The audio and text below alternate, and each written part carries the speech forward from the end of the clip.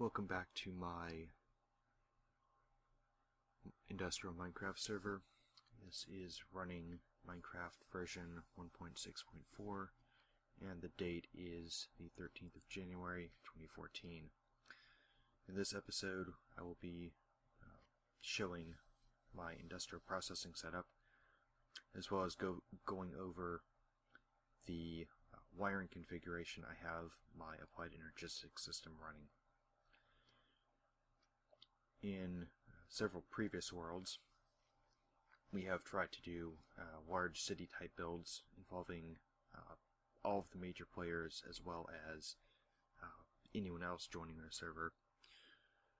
However, the first attempt at this was very unsuccessful as the server or the city area became one of the leading sources of lag on the server. A very large amount of that was attributed to the large AE network and the large amount of IC2 wiring as well as other power networks and conduits. So, after much research and rethinking, we have decided to go with large numbers of very small systems. Here we have the industrial assembly area. The molecular assembly chamber is as small as possible. This is probably the largest multi-block structure that we currently have. And if we look in the controller, we can get a rough idea of how many parts we have. Currently the system is using 66.2 E with tick, which is not all that bad. Currently this is using the Applied Energetics Revision 14 Final 3 default settings. So if your server is running something besides that, these values are probably going to be different. However, the concept should still be valid. The primary point that we're going to be looking at is the number of cables and comparing that to the number of what I'm going to be calling interface devices. By that, import and export buses, both basic and precision, level emitters, regular cables, and dark cables. So here we have 28 precision export buses, 16 level emitters, 11 basic import buses, 4 precision import buses, 5 storage buses, 4 basic export buses, 2 dark cables, and 5 basic cables. A small amount of math, which is something that is strongly advised never to do when recording.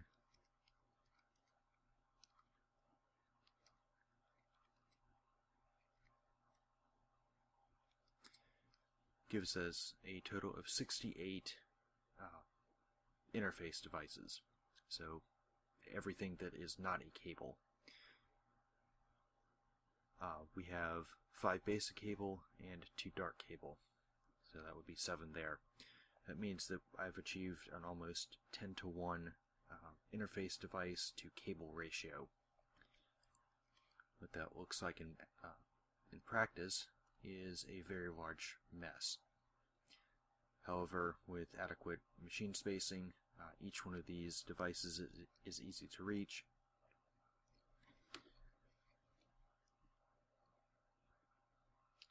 The added benefit of this, as you can see here, is that I have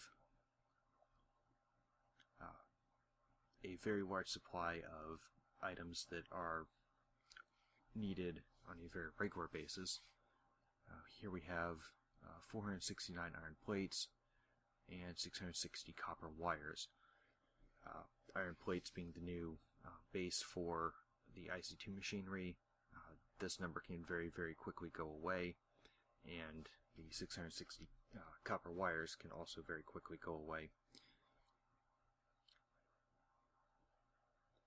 The one thing I have not yet implemented is a system that will directly craft these items. This is all simply the storage of basic processed goods.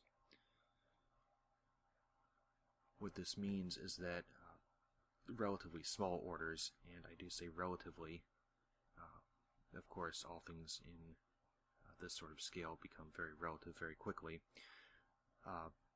Ordering a solar panel or 4 could be done pretty much instantaneously.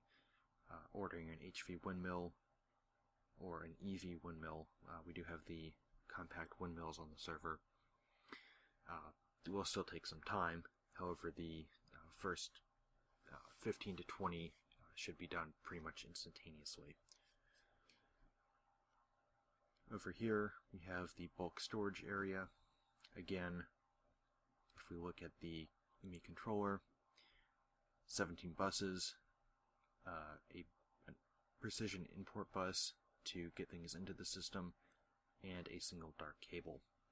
What this means from a pathfinding through the wired network standpoint is that any wire that it's going to need to find, or rather every wire that it goes through, is doing something important. The key to this is to attach things such as energy cells and drives to replace wires. In fact, over here I've done just that, replacing this energy cell, which would normally be a cable, with the energy cell that's currently here. Likewise, the cable connecting this import bus and this export bus and this import bus would normally be a cable. I've replaced that with the drive. Of note, one change I have recently made is the move from precision import buses to basic import buses. The reason for this is that unless the devices are very significantly overclocked, the basic buses will be more than sufficient to import any processed material into the system. The one exception to this, of course, is here on the induction furnace. The induction furnace is in fact fast enough that it requires the precision import bus to import stacks at a time. In part, this is also due to the induction furnace processing multiple stacks. So that is something to consider if you're trying to trim as much from your AE system as possible. Also, over here in the material processing, this is the ore area, basic export buses instead of precision export buses. Realistically, these are going to be just as fast, and the key is not necessarily speed, but rather spreading the load over time. So while at times you may need to wait 2 or 3 minutes for a process to occur, there should be enough backlog in the system to allow for any small crafting projects to be done. The system catches back up on its work while you continue to build. This is probably the worst any layout that I've done, or rather AE layout. 35 cables to 32 export, 29 import, then another 9 and 6 export and import buses. So a little bit more calculator shows that to be 76, 78, 79,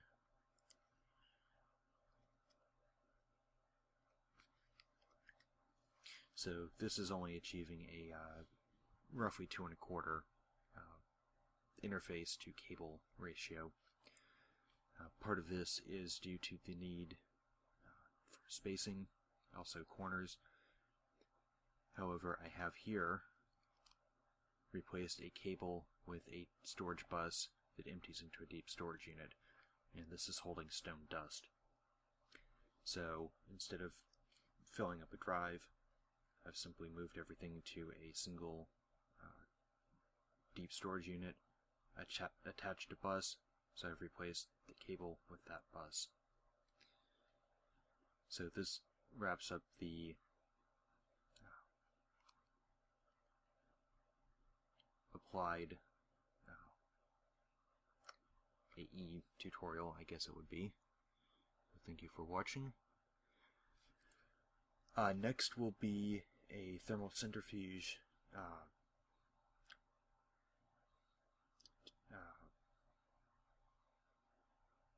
a bit on the thermal centrifuge. So until then, think big.